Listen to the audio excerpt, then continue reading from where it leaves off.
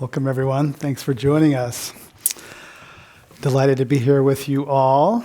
And I'd like to begin today's conversation by acknowledging the Ohlone and Coast Miwok people who've inhabited these Bay Area lands for 10,000 years. From the Commonwealth Club of California, this is Climate One, changing the conversation about energy, economy, and the environment. I'm Greg Dalton. In 2007, I went to the Arctic on a global warming expedition with scientists and journalists aboard an icebreaker. Experiencing climate change at the top of the world changed my life, and when I returned, I created Climate One as a project here at the Commonwealth Club. For the last 13 years, I've been interviewing leaders about how burning fossil fuels disrupts all of the systems around us, our food system, our water system, our ecosystems, our lifestyles, and our economy. Climate changes everything. Today, we're discussing what an individual can do to address climate change and what must be done as part of a group. Collective action is needed, but what does that really mean? We're pleased to explore that and more with three guests. George Lakoff is director of the Center for the Neural Mind and Society. He's a professor emeritus of cognitive science and linguistics at the University of California, Berkeley. His many books include Metaphors We Live By, Moral Politics, and Don't Think of an Elephant. Amanda Ravenhill is executive director of the Buckminster Fuller Institute and co-founder of Project Drawdown, a comprehensive plan to reverse global warming. She's also an advisor to the Center for Carbon Removal, right on cue. Joining us from Brooklyn is Margaret Klein Salamon, a former clinical psychologist and founder and executive director of the Climate Mobilization, a volunteer-powered organization that seeks to rapidly transform our economy to protect humanity and the living world. Please give them a warm welcome to here at Climate One.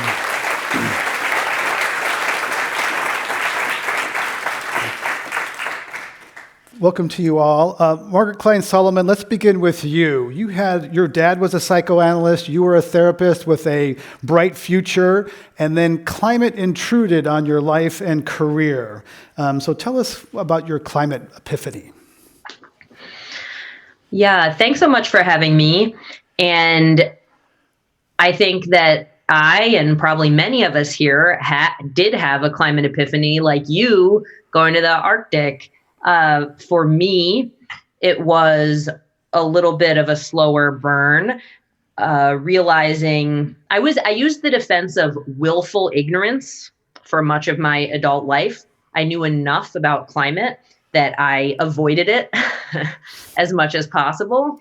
But as I grew up a bit and matured, and living in New York City through Hurricane Sandy and others, I couldn't be in denial anymore. And as I looked down the barrel of what our future actually held, I realized that the life that I had planned for myself, this lovely life with being a clinical psychologist, which is a wonderful field, having a family, and, just a normal, lovely life, that it wasn't going to happen, because civilization would be coming undone more and more due to drought, famine, state failure, chaos, that I had to grieve the future that I thought I had. But the wonderful thing about that is that when you do confront reality and, realize that, the future that I was told about growing up, all about progress and, high hopes and possibilities, that is not accurate. And instead we are facing a catastrophe of almost undescribable proportions. When you do realize that, it opens up space to create another future, first for yourself, and then for as many other people as you can. So for me, once I realized that the future I thought I had was ruined, I decided to go all in to do everything that I could to protect humanity and the living world. And that's why I started the Climate Mobilization. And we'll talk a little bit more about. Thank you for sharing that. Amanda Ravenhill, you work for an institute, named after a futurist, and you also think about individual trim tabs, how individuals can have an outsized influence. So tell us how you think about individuals having an outsized impact. Mm-hmm. Sure thing. Yeah, so Buckminster Fuller Institute is the organization that I'm honored to run. And Buckminster Fuller was a trim tab himself. He was a technologist, kind of a techno-utopian, but grounded in ecology. He was inspired by nature's design and really a humanitarian at heart. So he talked about making the world work for 100% of humanity. And he's known for the geodesic dome, which is really an artifact and a symbol of his underlying philosophy of doing more with less. So the dome is the structure that holds the most space with the least amount of material. He had many other artifacts that kind of are symbols of a future that works for 100% of humanity. And he talked about being a trim tab. So a trim tab is a rudder on a small rudder on a ship. It's kind of the acupressure point within a system where the least amount of effort can cause the maximum effect. So instead of kind of pressing the front of a ship and expecting it to turn, like so many of us are trying to do, it's about finding that point within the system where you can kind of almost play a trick, where one little point of pressure can unlock so many kind of cascading benefits within a system. It can be used, obviously, for good or bad. If you kind of put the wrong trim tab on something, it can cause all these unintended consequences, which is why it's so important to think in systems and ensure that we're trying to create maximum benefit, maximum co-benefits with every step that we take. George Lakoff, you do a lot of writing and thinking about individuals, the human mind, and also think about systems. So as you think about climate change, individual action and collective action, how should we think about this? Oh, well, first of all, individual actions add up, is the first thing. All collective actions have to do with collectivities of individuals. So that matters because individuals affect each other. They affect each other in all kinds of ways. Who you know, who you talk to, who believes what you believe, and so on. So you can't really separate out collective action from individual action. Collective action is made up of individual actions and individuals who know each other and form groups. So that is, I don't see those as separate issues at all. Okay, so they're connected. But I struggle with people can act individually, but we want to think systemically. So how can a person think about a system that they can't control but they're part of? Well, I do a lot of work on systemic thinking, but I learned this very early. I was an MIT undergraduate in math and humanities, both double major. And the thing about the math and the physics that I learned there was that you got a feel for what the size of something was. For example, when I learned that the Earth had heated up by a degree, I said, "Oh my God! You have any idea how much heat it takes to heat something as big as the Earth by a degree?" Mm-hmm. It's just like when you go to MIT and you learn the math of those things, you say, "That's amazing. That's horrific." I was overwhelmed by that, and I still am. So understanding scale, but it's the scale, I think, often, Amanda Ravenhill, of the climate change thing that makes people feel so little and inadequate. It's so big that I feel like an ant in the universe that I can't do anything meaningful. Mm-hmm. Yeah, it's a hyper object. It's like impossible to actually put your hands around. But I think we've been talking about it all wrong. Like we've been talking about it as permanent. And the work that we did with Drawdown, if there's one thing you'll remember from this evening, is that it's in the title. We can reverse global warming. And I think it's something that we don't talk about enough. We can actually get to global cooling in the most optimum scenario that we put together, which is with all technology that we have available today, and obviously there'll be even better results with the new technology that's coming on board, but just with the technology we have today, we can achieve drawdown by 2040. Drawdown is when we peak in concentrations of greenhouse gases in the atmosphere, and then temperatures come down about 10 years later. So in 30 years, so my friend just had a baby. When this baby is 30 years old, we're going to have the coolest party on Earth, coolest party ever, because temperatures are going to go down. And I think knowing that it's temporary changes everything. It's still kind of hard to put your arms around, but knowing that it could be temporary if we all put our hearts and minds to it, of course. Really, I know for me, I'd been working in climate for many years.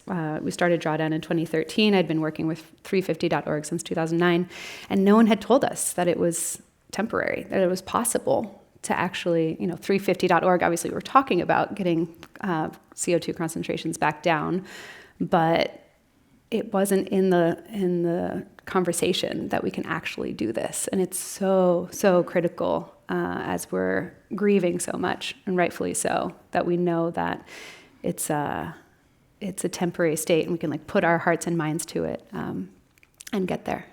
George Lakoff, that's a very positive message. Why doesn't that get through more? Because the climate conversation does seem to be one way down.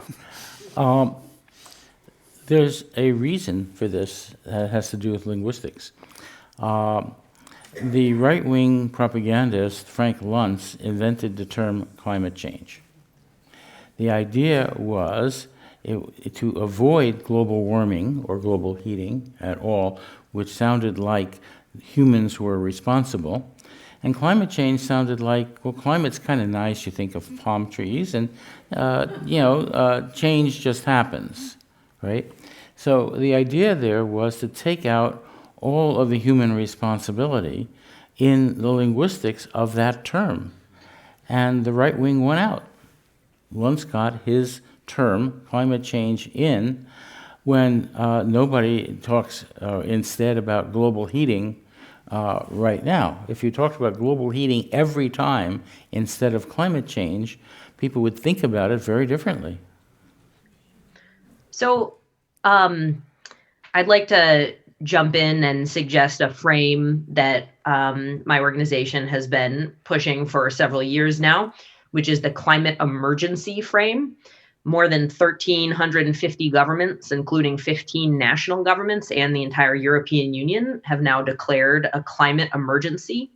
And because of that, we've seen, and also actually subnational and sectoral groups, engineers declaring a climate emergency, public health officials, and so forth. And so because of that, we've seen media mentions of the phrase climate emergency go up 10,000%, and the Oxford English Dictionary made it word of the year. So I think that while Frank Luntz got the first score in the linguistic war, we can come back with climate emergency, which is also, I think at this point, with so many fires and floods, it really makes sense to people. Well, there's one problem with it. It's short term. Emergency means now, has to be done right away, and it's a short-term word, whereas this is not short-term. So you have a problem if it's a climate emergency now, and next year, the year after, and 10 years from now, it sort of loses force. And you need to think about that because the linguistics of this does matter. Right. That what you said, emergencies are now and they need to be responded to right now. That is intended. And yes, and if we respond, if we actually treat this like the emergency it is and deploy, like Amanda was saying, every available technology, everything we can do, I think we can get to zero emissions and draw down.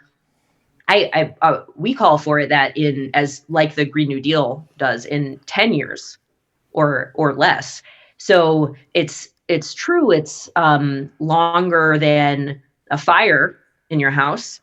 But I think it's the most accurate word for the situation we find ourselves in. And I think for many in the movement, it's been incredibly motivating. If you ask people to get an image that simply goes with the word climate, or to choose them, I bet you get a lot of palm trees. That is, the word climate does not, it has a literal technical meaning, but that's not the meaning that most people have in terms of images. And so you're really up against the linguistics of that. And one can maybe ask about what you can do about it, but it's not the word that has the literal meaning for technical folks. You know, it has a very different popular meaning. And there's lots of things, we can talk about there. When the Tubbs fire roared through Northern California in 2017, Jonah Gottlieb's house became a shelter for many of his teenage friends and their families. Gottlieb says he was already environmentally aware, but the harrowing experience jump-started his activism. He soon became an advocate for children's health and education and participated in a climate strike in Washington, D.C. We asked him how becoming an extremely active leader has affected his personal life as a 17-year-old attending high school. My typical day is I go to class, and then between every class and at lunch, I'll be sitting at the front desk or in the nurse's office or in a closet somewhere on my conference calls or writing emails or drafting legislation. And so it's kind of removed me from the whole school thing.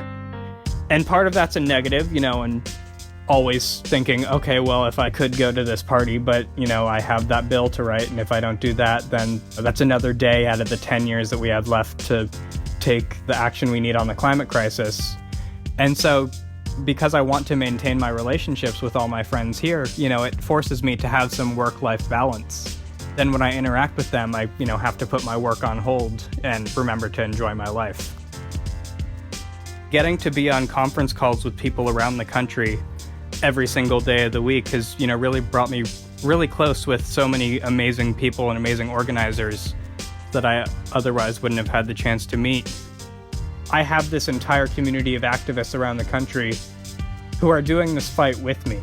And I don't think people, outside this movement realize how many young people there are just like me who are doing this work. There are thousands and thousands of young people who spend, all their weekends, all their free time, all their lunches at schools on conference calls, talking to each other, talking to adults who get paid to do this work.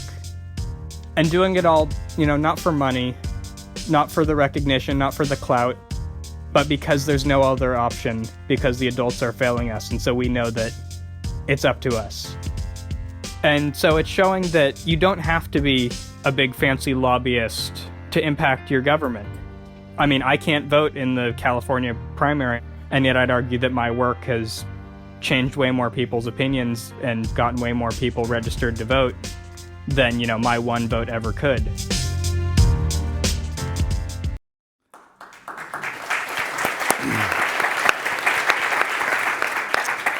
That was 17-year-old Jonah Gottlieb, executive director and co-founder of the National Children's Campaign. And I just want anyone to think about when you were 17, if your thought was, do I go to a party or do I write a bill? How many of us were in that position? Personally, I was not in that position. Amanda Ravenhill, he talks about the importance of relationship. And it's interesting how he realizes there's some balance there. He's all in, but he needs to kind of maintain his relationships. I'd like to have your thought, because you think a lot about it as well, the importance of relationships in sustaining people involved in this activity. Mm-hmm. Yeah, so a lot of the work we do at the Buckminster Fuller Institute is around regenerative projects. And so these are kind of nature-inspired ways of healing the earth, healing each other, healing ecosystems, healing the climate. And a central tenet to that is being in right relationship, which is something you find a lot in indigenous cultures and wisdom. And yeah, a lot of it is just kind of understanding that we can be, that we are not just islands unto ourselves, that we are all in dynamic relationship to one another. and to appreciate and celebrate that. I think that's something that's been missing a lot from the movement, is the celebration of what is working and celebration of what we do have, celebration of a reverence for the interdependence that fuels life and all of the kind of opposites of the root causes that have caused climate change. Climate change is just one festering wound of a whole array of root causes, and I think being in relationship to one another and preventing othering and racism and colonialism and all the other things that result from that othering is really critical. And so as we are looking at these climate solutions, how can we do it in a way that addresses those root causes? And we're kind of identifying those at Buckminster Fuller Institute right now with a new project that we're doing, which is called the Design Science Decade, which is something Buckminster Fuller launched in 1965, and we've rekindled for the 20s. And a lot of that is about kind of looking at the root causes, and then how do we kind of address those as we're moving forward and addressing these emergencies like climate and like others. George Lakoff, the other piece in there that he mentions is the persuading. He's a 17-year-old who can't vote, but he's persuaded lots of other people. I'd like to have your thoughts on persuasion. So much of our political debate these days is trying to persuade people to see things the way I do, think the way I do. Does that really work? What is effective persuasion? Well, the first thing to know is people think with their brains. Thought is physical there. It's in your neural system. And so you can't understand anything that your neural system doesn't allow you to understand. So you've got to address things, talking to people where their brains are. You have to start with how people do understand things now and how you can move that step by step. And that's something that's very, very important.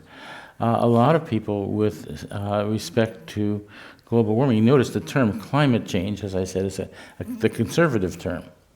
Made up by Frank Luntz, as if it just changed. The fact that we are responsible for this is important. And then it is collective responsibility, and the question is, how does individual responsibility enter into that? And the answer is, all collectivities are collectivities of individuals. That is, the question is, what are you doing? What is your life like? What are your friends' lives like? And what can you do to look at organizations, at institutions, and so on that contribute to all of this? In short, what you're asking is, what is the system of of institutions that affects climate? And we don't really have a very good take on this right now. I wouldn't know where to go to say, what is the system of institutions that affects climate change? I don't know where to find that. And I don't know that it's been studied, that the institutional system has been studied. But somebody should be doing this. Could start with the cash and carry Congress that's blocking laws. But Margaret Klein Salamon, I want to ask you, you talk about individual action and the purity of individual action in a broken system. So do you spend a lot of effort trying to be a carbon saint? No. Doing this political work, and just spending time learning about these issues and knowing these people, it's kind of inevitable that I have taken some steps, whatever, we have solar panels and so forth, but that's not politics, and it's not how we're going to win. And I mean, what you're calling individual action, I think I might call, like consumption purification, whereas what Justin is doing is individual action, right? He's one person, but it's what he's doing is leadership, right? He's building his own power, and he's showing his peers that they also have power to transform the broken system, rather than to try to be the best, most pure consumers within a broken system.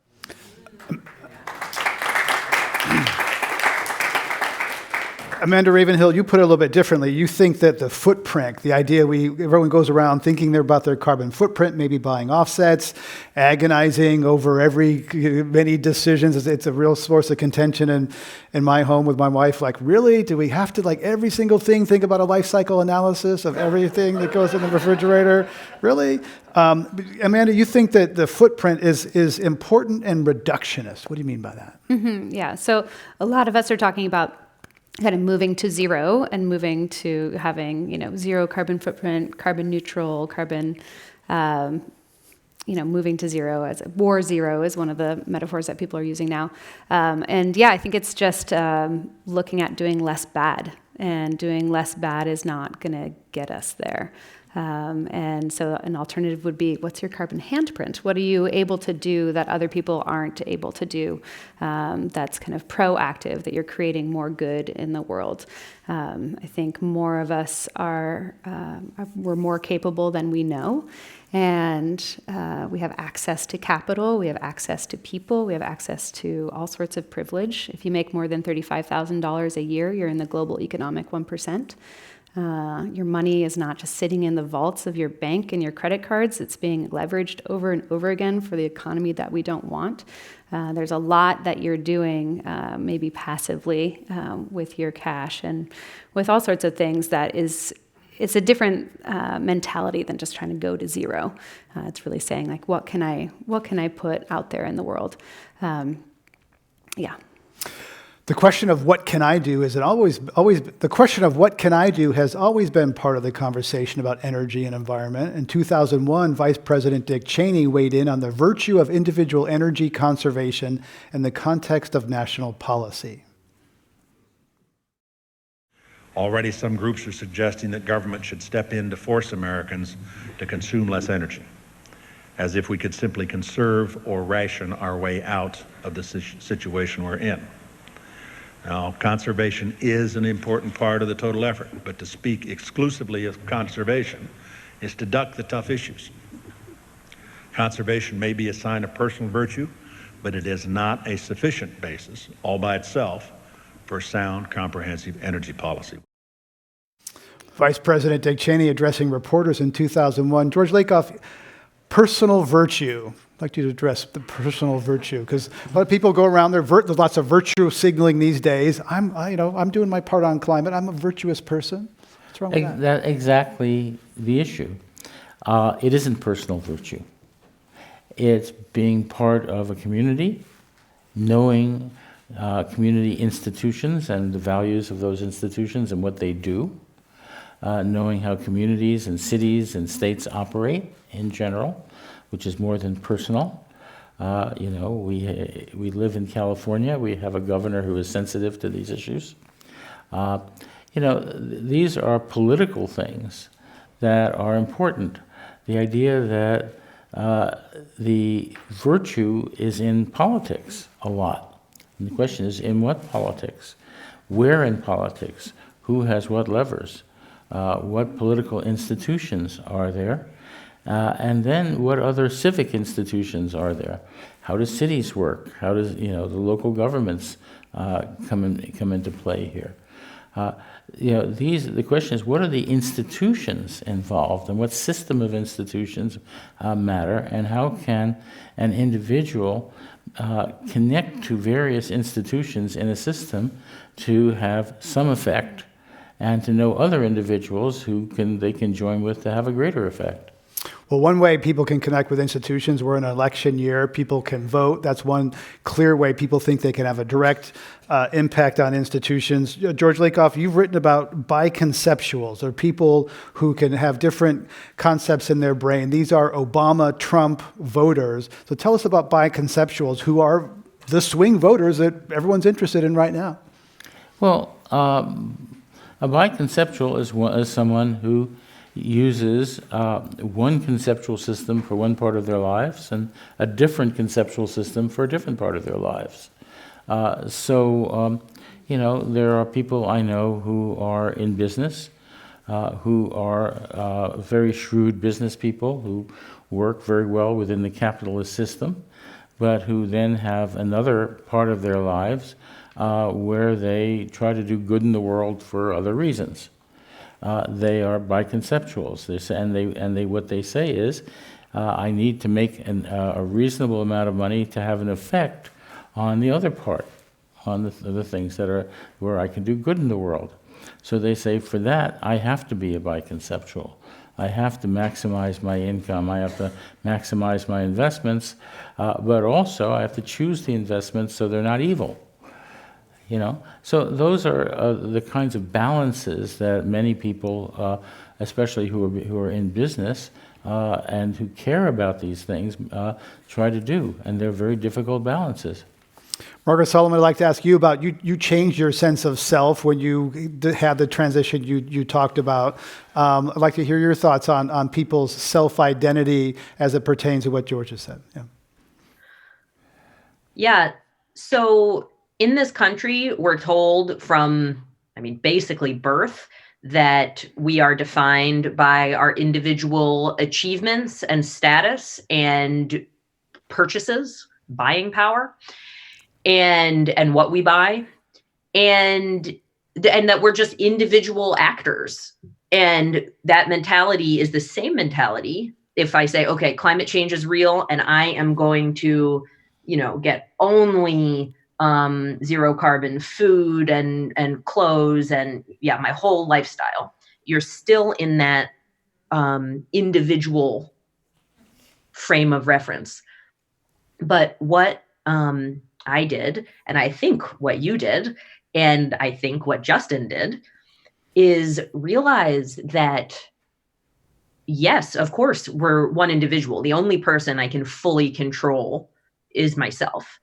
But what if we have a bottomless responsibility to protect humanity and the living world and stop this catastrophe from fully unfolding? That's the kind of identity shift. What if we are the heroes that we've been waiting for? So it's really a very different core concept of who we are and how we relate to each other. That if we're responsible for solving this, then the idea of competition, like, for example, between organizations or organizers, forget it. It's, who needs that? What we need is to build power until we can create unbearable pressure for our politicians and institutional leaders and turn this ship around radically and as soon as possible.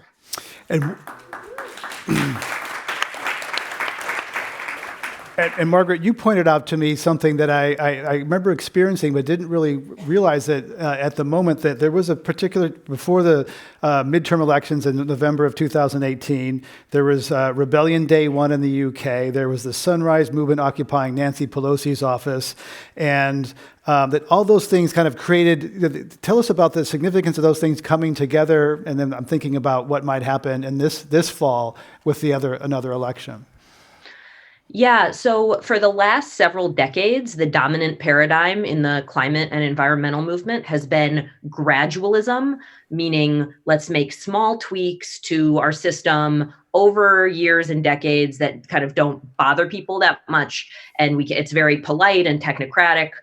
And in November of 2018, in the same week, Extinction Rebellion shut down 5 bridges in London, and the Sunrise Movement sat in with Alexandria Ocasio-Cortez in Nancy Pelosi's office, calling for a Green New Deal.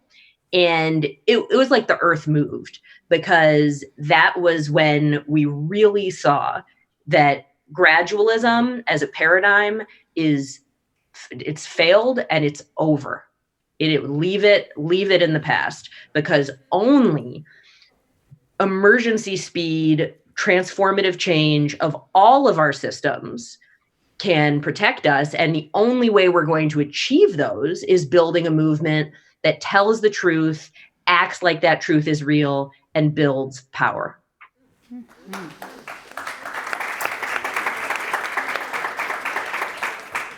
Amanda Ravenhill, it took me a long time, actually. I remember clearly the time when I'd done hundreds of climate interviews, and it was sitting down with Bill McKibben, and he said, look, we won the fact argument decades ago. This is about power, right? This is about power.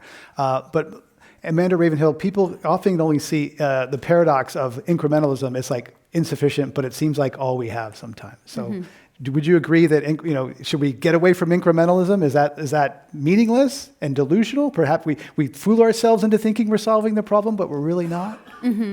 Yeah. I think whatever feeds your power, then go for that. I think it's going to be different for different people. I think pessimism is a luxury for a less urgent time. And I think whatever drives your pessimism, then steer away from that. I hear so many people like getting into like, well, if you really ask them, how do you really, really feel, or how do you really, really, really feel? People think it's end times. And if you really feel that in your heart, then like you're not going to be able to actually get there. It's going to be a self-fulfilling prophecy.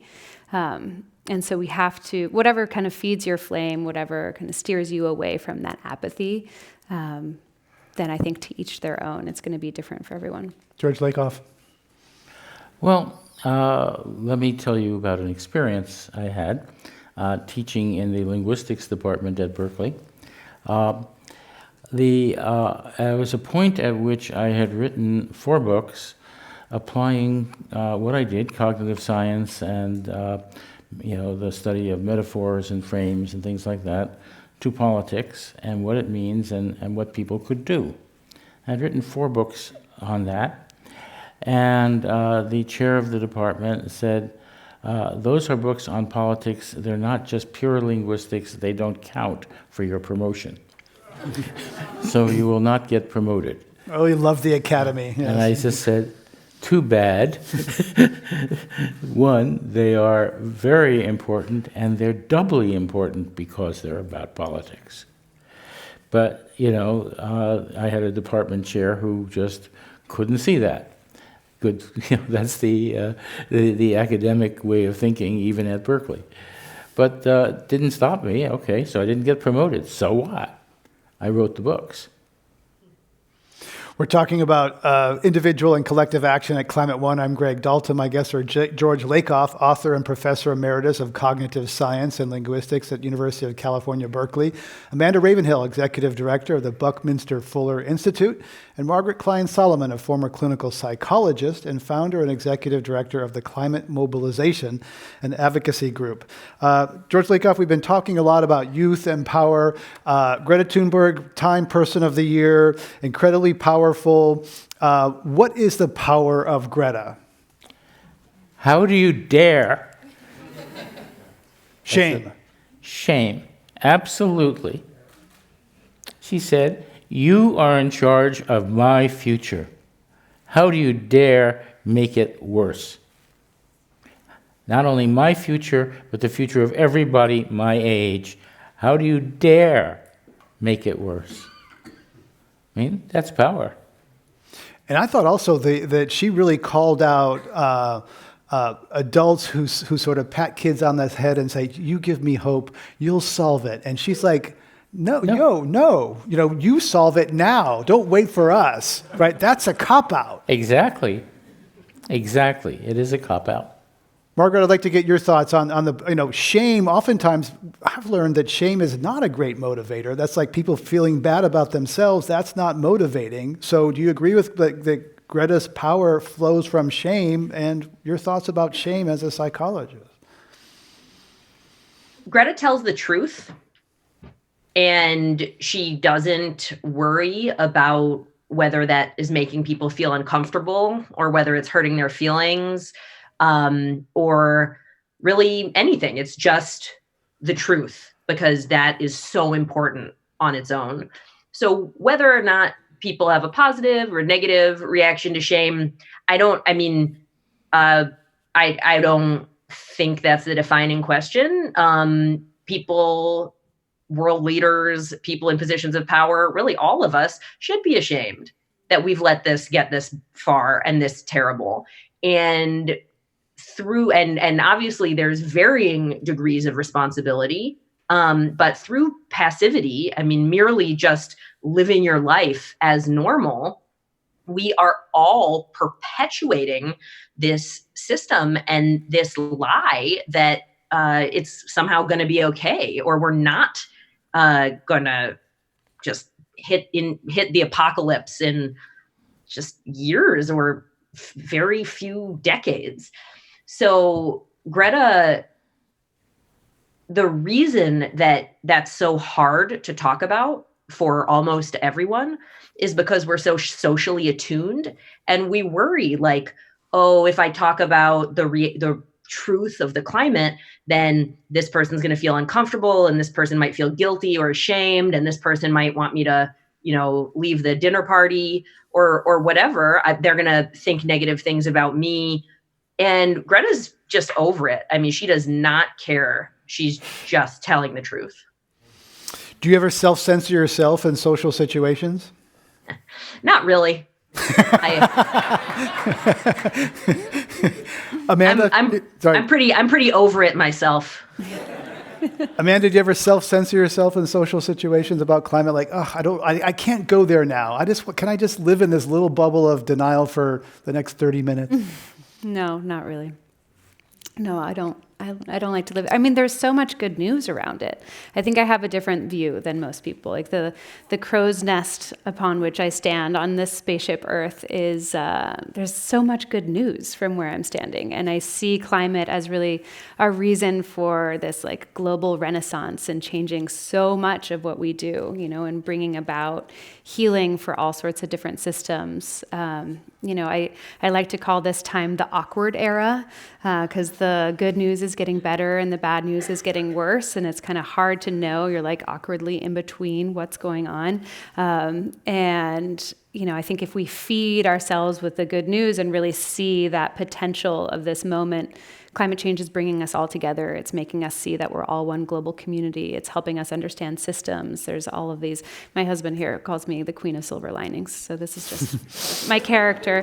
But I really do think that I don't censor myself around climate, because as I'm sharing about it, it's kind of like it's our inevitable evolution. We're finally looking to appreciate the health of ecosystems. And what we found with Drawdown was it's a $74 trillion business opportunity too. So depending on what you kind of focus on in terms of, the profits that you're looking to have in the world, whether that's financial profits or, becoming better healers as a species, there's so much good news around it that there's no need to censor myself. What is this business opportunity that some people over here might want to hear about?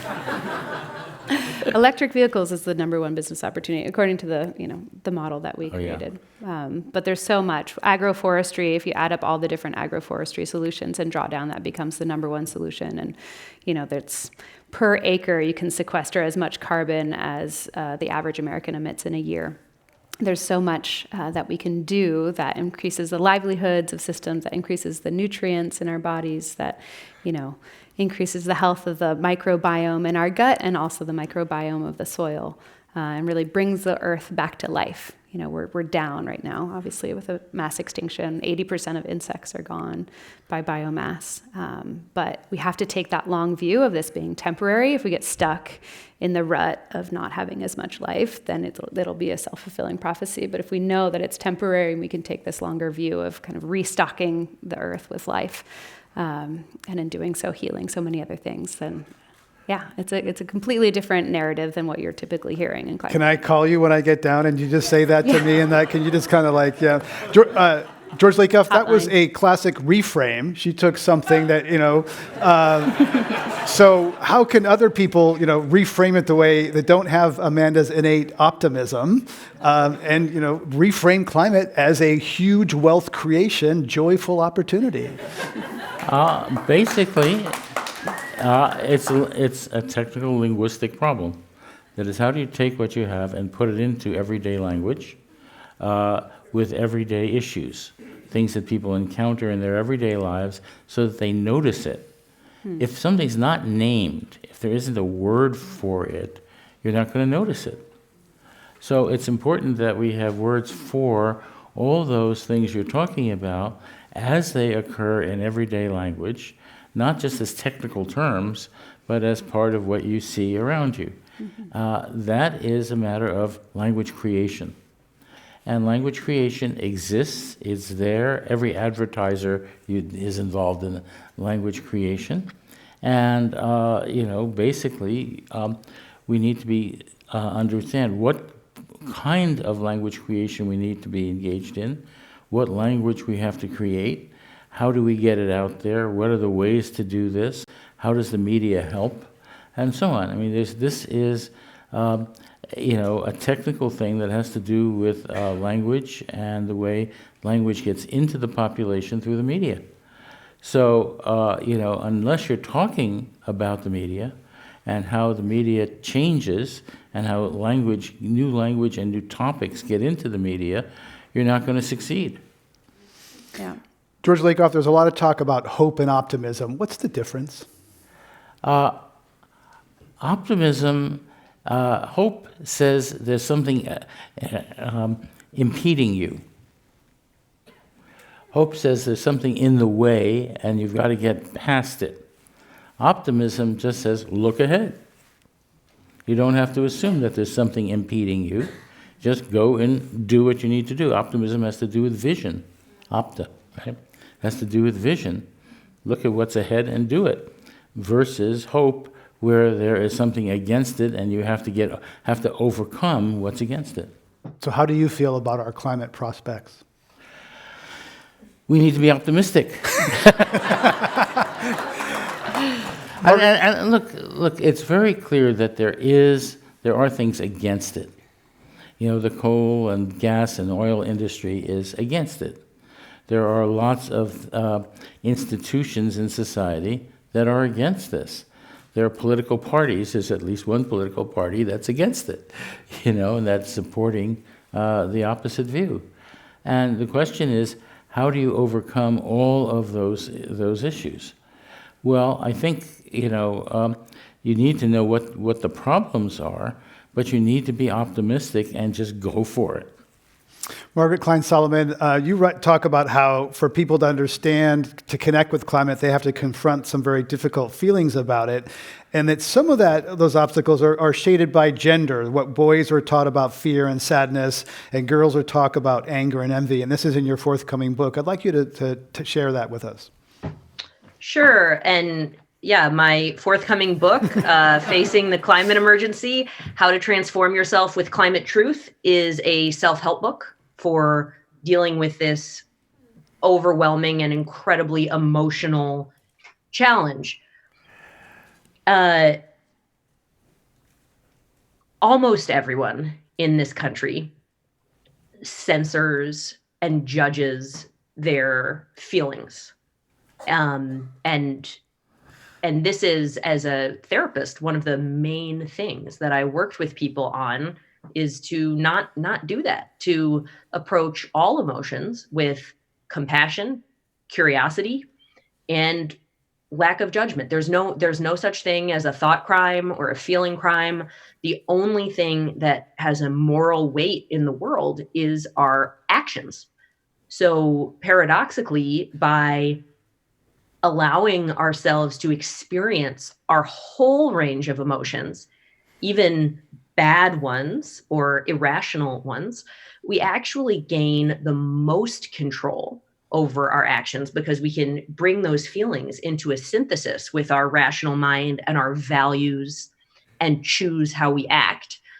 So everybody censors their feelings to some degree.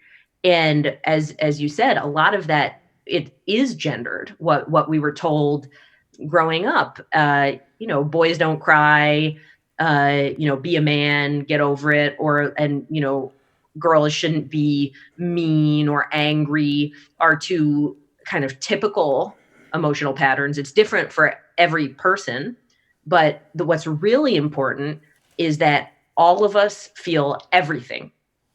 There's just no such thing as a wrong feeling or a bad feeling. And that's so important when we're dealing with this climate emergency that makes us feel, anger, rage, despair, grief, terror, shame, guilt, everything. And so I think that kind of emotional overload is a big part of why so many people do kind of turn off, shut this out of their mind. So if we get more comfortable just with the experience of strong feelings, it can help us really be more effective in facing this truth and being a leader. That was a long list of emotions. Joy wasn't in there. There's definitely joy. I experience joy all the time. And it was kind of what Justin was talking about in his video. It comes from working on this problem, using my capabilities, and doing it with some of the most wonderful people in the world. There's joy. George Lakoff, before we go to audience questions, George Lakoff, I want to ask you about the authoritarian parent and the nurturing parent. You've written about this. There's different paradigms, the way different political parties see the world, the way they conduct themselves. And I want you to address that and then talk about the 2020 election. It's right there. We have an understanding of the nation as a family, and what that means is that the kinds of parenting that enters into families metaphorically projects onto national politics. And right now, we have a president who has all of what I would call the strict father values. He is in charge. What does a strict father mean? The strict father says, I define what is right and wrong, right? And not only that, I reward what is right, and I punish what is wrong. And the punishment has to be painful enough to make people stop doing what's wrong, make children stop doing what's wrong. That's what a strict father does, and you map that onto politics, and there's Donald Trump, straightforward. And it's funny, I had written about this, and I got a note from Donald Trump Jr., who said I didn't have a strict enough father. Just thought you'd enjoy that. So, and some people would say the antidote to the strict authoritarian father would be a nurturing parent. Do you see a nurturing antidote opposite to that in the Democratic field? Nancy Pelosi. I mean, or there are Michelle others. Obama. Yeah. Or even Barack. I mean, yes, these are caring people who act so that the caring works. Nancy Pelosi is one of the most effective political figures of our time. If you really keep track of all the stuff she has done, it's pretty amazing. And it's there to care for people. Now, caring has to do with a couple of things. One, it has to do in a democracy with providing public resources for everyone. That's what caring within a democratic system is about. The other part is a government of by and for the people. Lincoln got it right. So you have a government of, by, and for the people, and a government that provides, public resources for private life and private enterprise. Those are what government is about, or should be about. And if they're not about that, there's something wrong. And do you see Bernie Sanders as more the authoritarian or nurturing type? A little of both, unfortunately. Bernie is an interesting figure. He has an authoritarian way of being nurturant. He is powerful. He brings this, powerful. He's out there. His gestures are gestures of authority. But if you look at what they're addressed to doing, they're nurturant. We're going to go to. Can I Sure. Sorry, can I just say my organization, the Climate Mobilization, just endorsed Bernie Sanders last week, which we are very excited about. He introduced our climate emergency declaration into the Senate, and his climate plan includes a $16 trillion World War II scale climate mobilization. It's by far the strongest climate plan we've seen from any candidate ever, and we're super excited to be on his side. And look at Bernie's gestures. They're gestures of power. He's a fighter. You bet. And I think that's what we need. Right. See if you can get any of that through McConnell's Senate. But we're going to go to our lightning round, and I invite each of our guests to write yes or no quickly to true or false to these questions, beginning with George Lakoff. True or false, George Lakoff, liberals hate repeating themselves. Yes, true. And it's sad. Conservatives...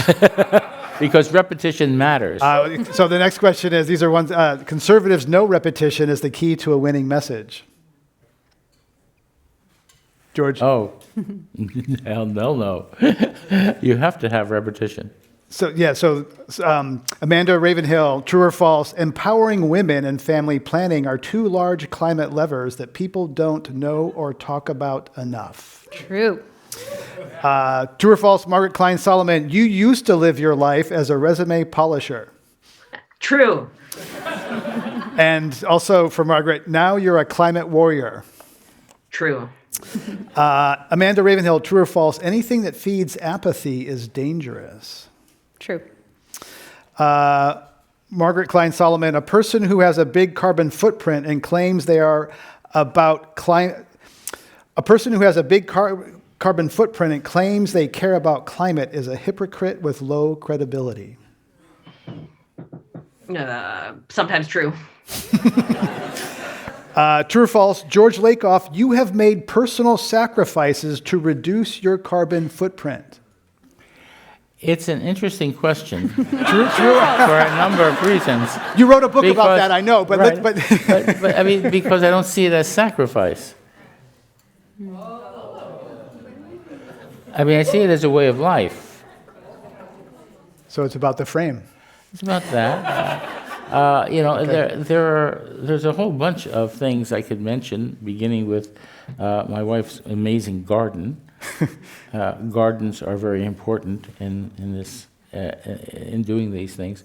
But we can talk about many of these things. Hold on. Okay, I'm going to get you, Professor.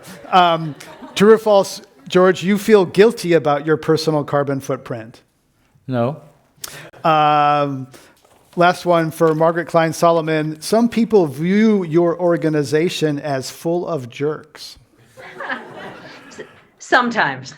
All right, let's give them a round of applause. We're getting through the lightning round.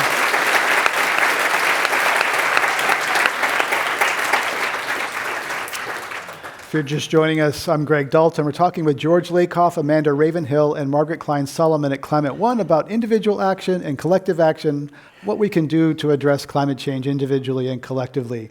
We're going to go now to our audience questions and invite you to join us for the few minutes that we have left. You can briefly identify yourself. Short is beautiful. Yes, welcome. Hi, I'm David Page. I wanted to ask about the taboo about talking about the carbon footprint. And I was wondering if you change the words to mindful polluting, would that help at all? And if not, is there any other ideas, George, you might have about breaking the taboo? Mindful polluting is not going to help. It's very difficult. Carbon footprint is this technical term, and you have to know what that means in order to talk about it. And then you don't really know exactly how big your carbon footprint is. You'd have to have worked it out and done the math and so on, and almost nobody has. So for most people, they don't know what their carbon footprint is or how to compute it. And I've heard the handprint before, which Amanda mentioned. I heard that from Daniel Goleman, who wrote the Emotional Intelligence book. But things that might sound good, they don't stick in the culture. They don't get traction, right? Right. Carbon footprint's baked in.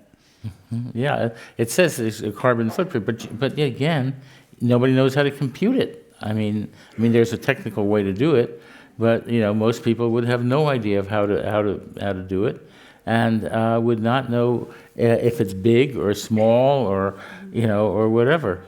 Next question. Welcome. Thank you. My name is Matt Renner.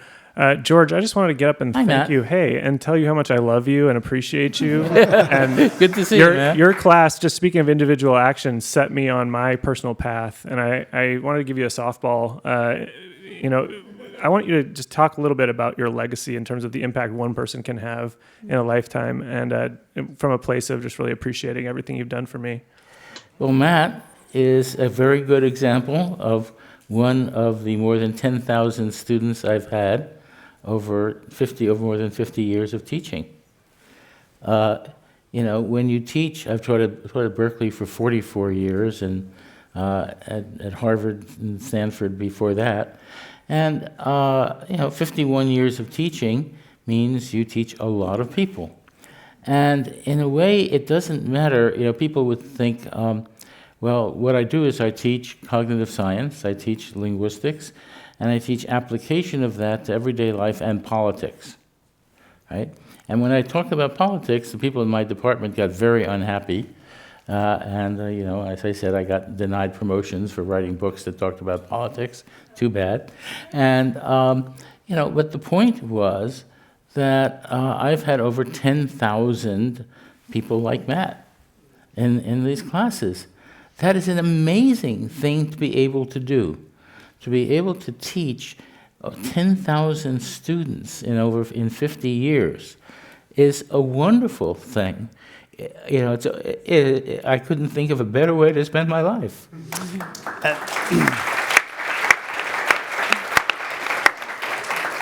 And George, it's not just your students. I never took a class from you, but I consider myself one of your students. I've learned a lot from you, and I've interviewed 1,000 people in climate, and I've learned a lot from you as well. So thank you for that. Next question. Hi, my name is Magic Altman. I've been evolving as an activist since the 60s. And the word emergency actually comes from emerging. So what's being born is the question. And I believe we are all midwives, and we are born at the crossroads of extinction or evolution. And for you to honor the Ohlone people, to me, that is what has changed the movement. We need to recognize that the ownership of the earth is the underlying lie that enslaves our earth, that allows for capitalism and ownership and abuse of this planet to continue. So to me, I just facilitated a climate crisis discussion and the Women's Building. And what I feel is important is that we move out of the experts and the audience and into circles like the indigenous people do, and that we all are here as a part of the conversation. We sit in circles and we reconstitute this country and give up this idea that colonial history is valid and start creating a new constitution. Let me just tell you a little story. Linguists, there are certain kinds of linguists called anthropological linguists who work with native peoples and who learn their languages and and so on. And one of my students was working with one of the Northern California tribes, and she was trying to get a vocabulary, and she was asking, how would you say this, how would you say that? And one day she said, how would you say my tree? And the person she was talking to cracked up laughing. Said, you can't own a tree. It's just a different set of values. The idea of my tree made absolutely no sense. Next question. Welcome. Thank you. Hello, my name is Shauna Rappaport. This question is for Amanda Ravenhill, whose middle name, by the way, is literally Joy.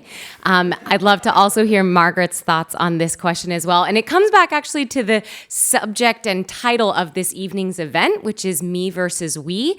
And I think there were threads that address this, but specifically, I would love to hear a little bit about, for example, I work a lot with many of the biggest companies in the world world on advancing climate progress.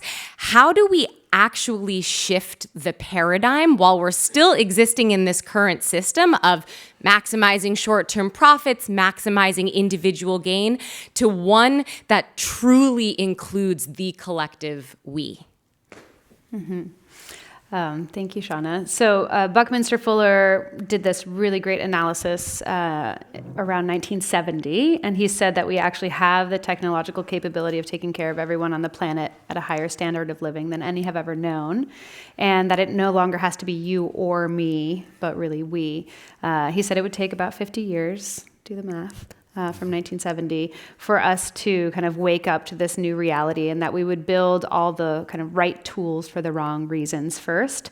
And so I think we're far more capable than we know at kind of translating what we have now into this new paradigm. And I think we're much farther along than we can consider. I'm so dedicated to this that I got it tattooed on my shoulder in the form of a bird emerging from an egg, which is a story that Buckminster Fuller tells about kind of this state change that we're going through, similar to water freezing or a caterpillar turning into a butterfly. We're this egg emerging. We're far more capable than we know. We're hatching into this new paradigm of the me, and the egg to the we collective consciousness. Margaret?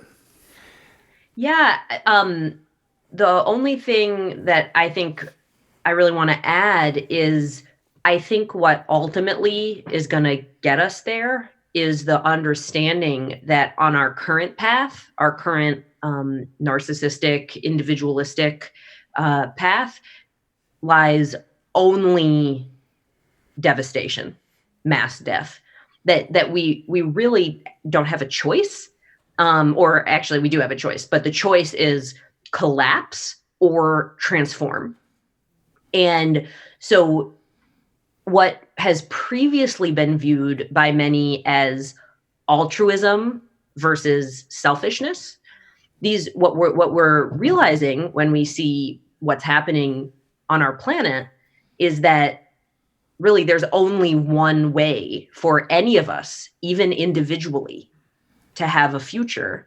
And that is for all of us to come together. And I love the quote, but yet to make a planet that works for everyone.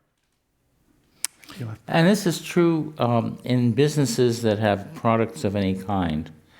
If you look at the product of any business, what you're going to find very quickly is that it's made up of all sorts of stuff from the environment. And then if you sort of draw a little tree that says, how does this go to every part of the environment, you say it's not very many steps, 2, 3, 4 maybe, before you get to all of the ways in which products link to the environment. So that anytime you're talking about a product, if you do that, what you see that you're not separated in any way from the issues we're talking about here. Let's go to the next question. Hello, my name is Oliver Hagstad.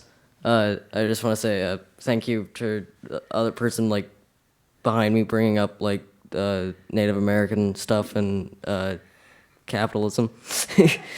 My question is, how do we deal with eco-fascists, what we can see is rising on the right, which is scary, because the Christchurch shooter said in his manifesto that he was a eco-fascist. He self-described himself as an eco-fascist, and I just want to know how we can deal with that in the future. George Lakoff. Well, I'm not quite sure how to deal with what is meant by an eco-fascist. I think it has to do with a right-wing term that says that, from the point of view of the right wing, it says that the ecology should govern all aspects of our life, and that in a fascist state, the fascist state governs all aspects of our life. So when someone on the right calls someone an eco-fascist, that's what they mean. But in fact, the environment does connect to all aspects of our life. And that's just a fact that needs to be respected and observed. We At the end of the time, our last question, with apologies to people in line, you can talk with our guests afterwards. But let's have our last question. Thank you.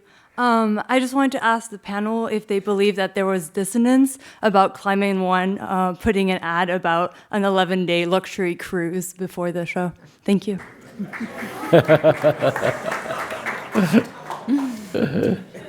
I didn't hear that, but yes, definitely. Fabulous. I'd like to invite you. Yes, we're part of an organization that has a travel program, and that's part of the organization that I don't control. And there's colleagues. That's we're still living in that paradigm. I'd like to invite you to join our reception afterwards. Anyone here to apply for the scholarship, be sure to sign in with Kelly at the table at the top of the stairs in the lounge. Other Climate One team members can also answer questions about the scholarship. By the way, this scholarship is to go to the Arctic. That person will go on an airplane. So we're clear. So they're a sinner, if you think that. The final deadline for applying is March 15th. I'd like to thank the Climate One crew. I have the pleasure and honor of sitting up here with these amazing people, but it's really the Climate One crew that makes this happen, and that is Billy, Adam, Gary, Josh, Justin, Kelly, Lena, Sarah, Catherine, Steve, and Tyler. Let's give them a round of applause for making this all happen.